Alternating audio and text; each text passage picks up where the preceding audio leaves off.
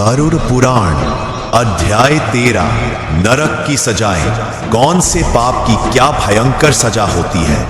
अगर तुम्हें लगता है कि तुम्हारे कर्मों का हिसाब बस यही खत्म हो जाता है तो ये अध्याय तुम्हारे सोच की जमीन हिला देगा, क्योंकि गरुड़ पुराण के अनुसार मृत्यु के बाद आत्मा को यमलोक में उसके हर पाप के लिए एक विशेष नरक दिया जाता है, जहां वो भोगती है वो पीड़ा जिसकी कल्पना तक इंसान के बस की बात नहीं। झूठ बोलने वाले को जलते हुए लोहे का पानी पिलाया जाता है, चोरी करने वाले को कांकों की बारीक चटाई पर घसीटा जाता है, गुरु का अपमान करने वाले को गर्म तेल से भरे कुएं में फेंका जाता है, माता पिता का अनादर करने वाले को उल्टा लटकाकर उसके मुंह में अंगारे डाले जाते हैं, और जो निर्दोष का खून बहाता है उसे नरक में इतना पीसा जाता है जैसे पत्थर चूर्ण किया जाता है। ये सिर्फ डराने वाली बातें नहीं, ये आत्मा की सच्ची यात्रा है जिसे गरुड़ जी ने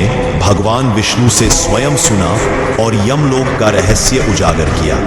हर नरक का नाम है, उसकी सजा तय है और वहां समय सीमा भी तय होती है, परंतु उस पीड़ा की तीव्रता समय से नहीं पाप के भार से मापी जाती है।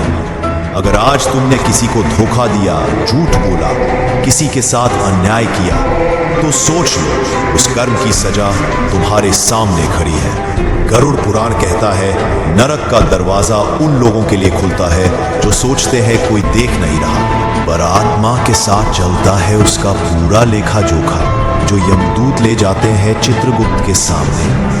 और वहां ना कोई वकील होता है, ना कोई अपील, बस फैसला और सजा। जागो और अभी से कर्म सुधारो, ताकि कल तुम्हारी आत्मा उस नरक में न फंसे जहां चीख भी अनसुनी रह जाती है। अगर तुम इस अध्याय को सुन पा रहे हो तो तुम्हारी आत्मा भी जीवित है, उसे दिशा दो। नीचे सब्सक्राइब करो, क्योंकि अगले अध्याय में हम जानेंगे पवित्र कर्म कौन से हैं जो नरक से बचा सकते हैं आत्मा को।